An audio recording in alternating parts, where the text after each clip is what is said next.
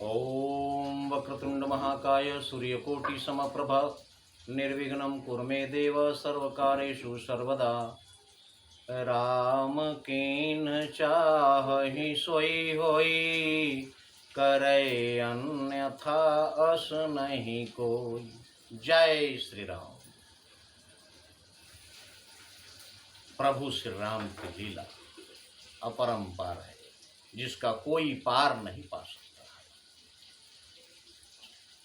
संजीवनी बूटी लाने की राह में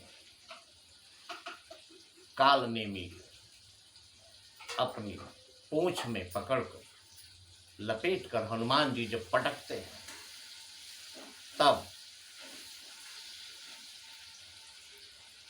राम राम कही छाड़े सी प्राणा, सोनी मन हरसी चले हनुमाना।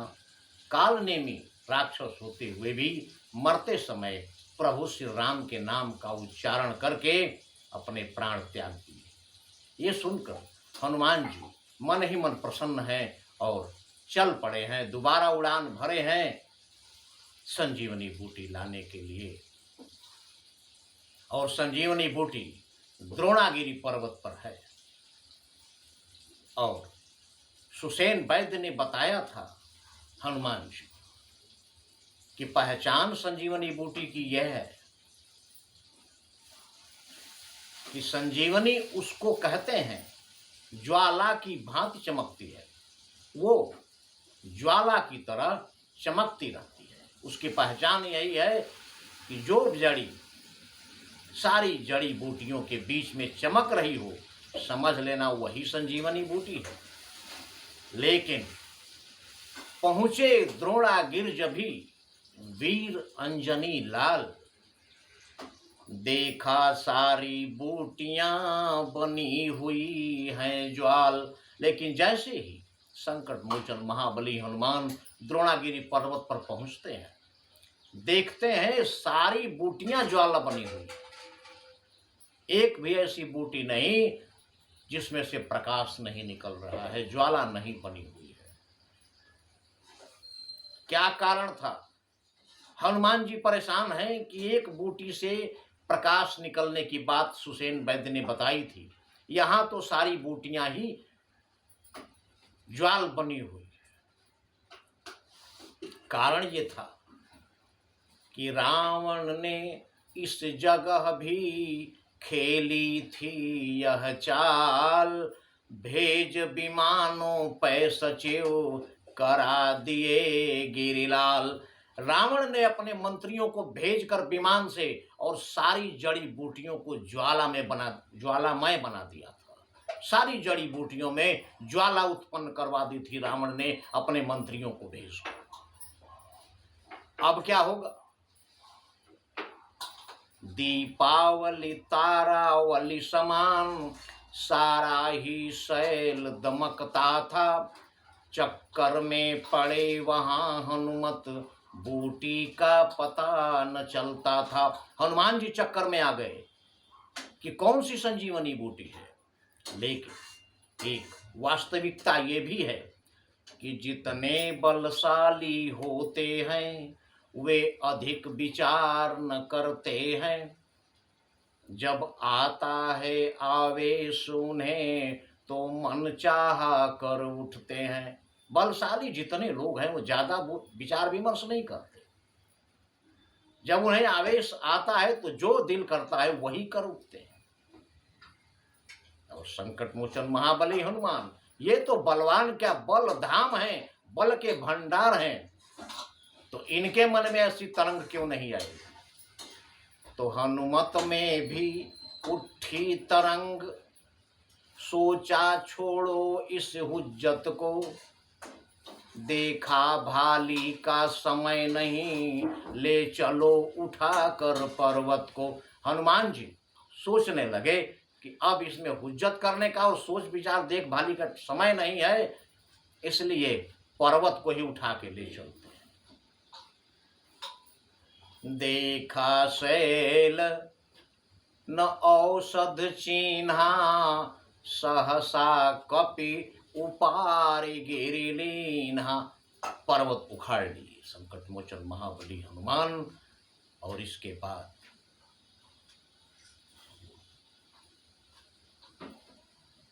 गगन मार्ग से रात्रि में शैल सहित हनुमंत चले उत्तराखंड से दक्षिण दिशा तुरंत। और गाही गिरी निशि नभ धावत भयऊ अवधपुरी ऊपर कपि गयऊ। हनुमान जी पर्वत धारण करके आकाश मार्ग से रात में उत्तराखंड से दक्षिण दिशा की तरफ प्रस्थान किए हुए हैं। रात्रि का समय है, पर्वत लिए चले जा रहे हैं और तूफान की गति से जा रहे हैं। उस समय आजकल की तरह इतना शोर शराबा नहीं हुआ करता था। रात्रि में कोई भी आवाज आए सबको सुनाई देती। चले जा रहे हैं सन्नाटे को चीरते हुए। और इधर सोचते जा रहे हैं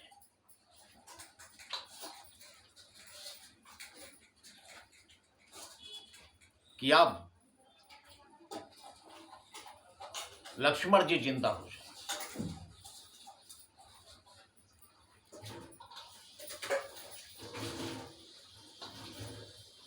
तो इस जगह एक बात बतानी जरूरी है, एक बात है इस जगह कहने की या खास।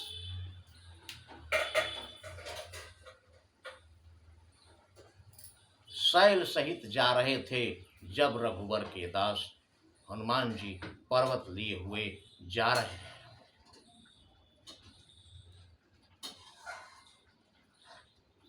और पर्वत लिए हुए जाते समय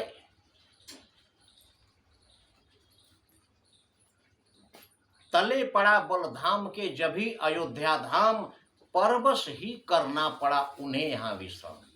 जैसे ही उनके नीचे अयोध्या धाम आया,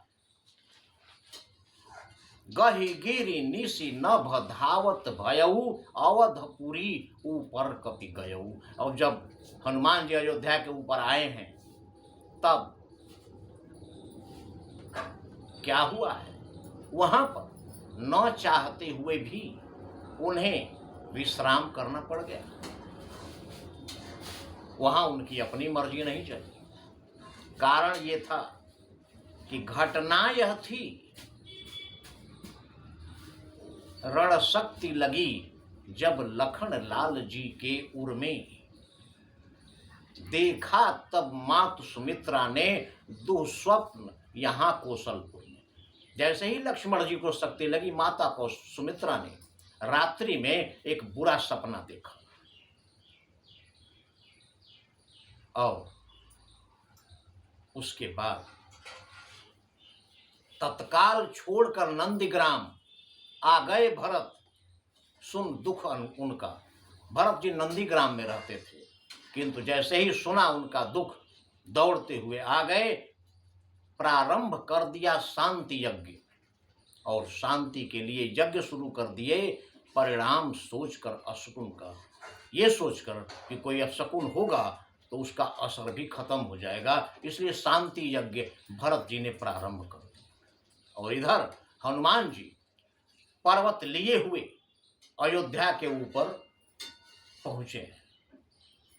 गही गिरि निशि नभ धावत भयऊ अवधपुरी ऊपर कपि गयऊ। नव हनुमान जी ऊपर हैं और हनुमान जी के मन में थोड़ा सा, एक पल के लिए थोड़ा सा अहंकार आता है। एक बात है इस जगह कहने की खास, शैल लिए जा रहे थे जब रघुवर के दास, तब सोचा अब लक्ष्मण अवश्य जीवित हो जाएंगे पल में। मैं ठीक समय पर औषध वह पहुंचा दूंगा रामादल में। जैसे ही सोच रहे हैं कि मैं इस औषधि को ठीक समय पर अब रामादल में पहुंचा दूं। मैं का मतलब होता है घमंड, और जैसे ही हनुमान जी के मन में ये अहंकार आया, एक पल के लिए, जो ही मैं का इतना सा अंकुर जिस समय उगा उनके मन में, और भरत जी सोच रहे हैं उनको ऊपर देखकर